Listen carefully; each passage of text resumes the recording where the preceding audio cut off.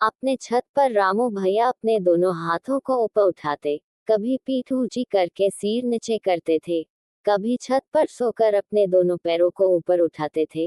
रोजाना 2 से ढाई घंटे सूर्य नमस्कार, सूक्ष्म व्यायाम करते, योग करते थे। उनके छत पर आने से पहले मैं अपनी छत पर जाकर उनकी प्रतीक्षा करता था और उनके साथ साथ योग करता था। उनके इतने खूबसूरत और फिट होने का यही राज था। उनके जैसा आकर्षक शरीर पाने के लिए उनके साथ मेहनत करने लगा। उनकी पत्नी पल्लवी भी उनकी ही तरह खूबसूरत और फिट थी और इन दिनों वे पेट से गर्भवती थी। बच्चों के चिल्लाने से उनको बहुत नफरत थी। जब भी बच्चे खेलते हुए चिल्लाने लगते तो पल्लवी भाभी उनको डांटने के साथ बहुत सारे लेक्चर भी सुनाती थी।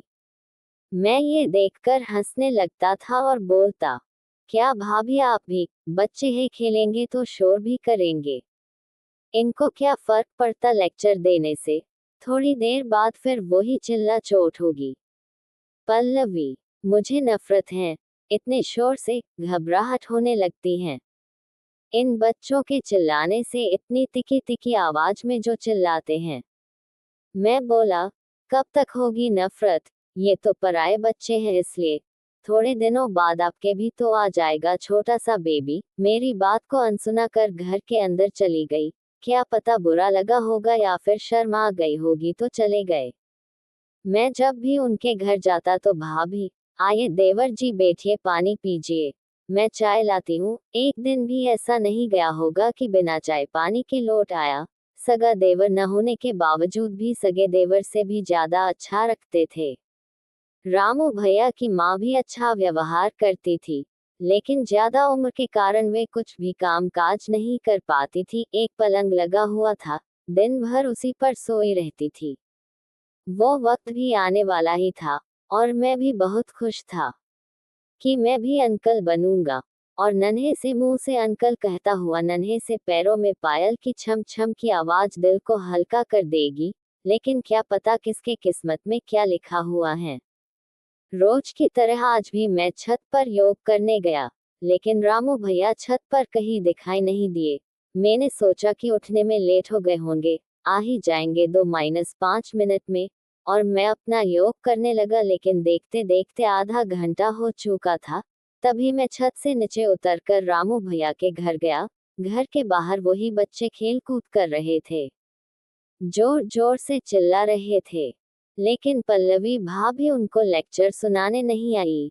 मैं घर के अंदर गया और सोचा कि भाभी पानी लाएगी, चाय बनाएगी, लेकिन अंदर गया तो अंदर का नजारा देखकर चौंक गया।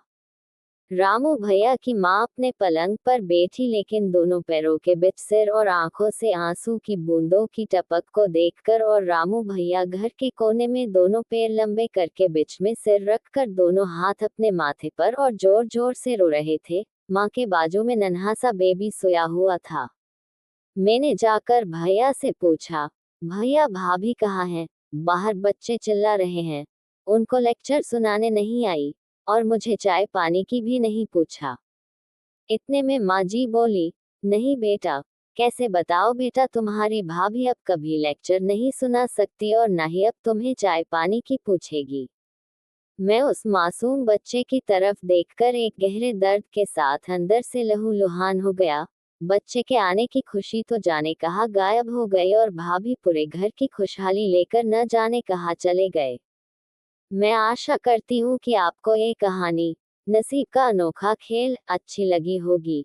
इस कहानी को अपने दोस्तों के साथ भी शेयर करें और हर रोज ऐसे ही नए नए कहानी पढ़ने के लिए हमें सब्सक्राइब करें। Kanpur story dairy. Thanks for watching.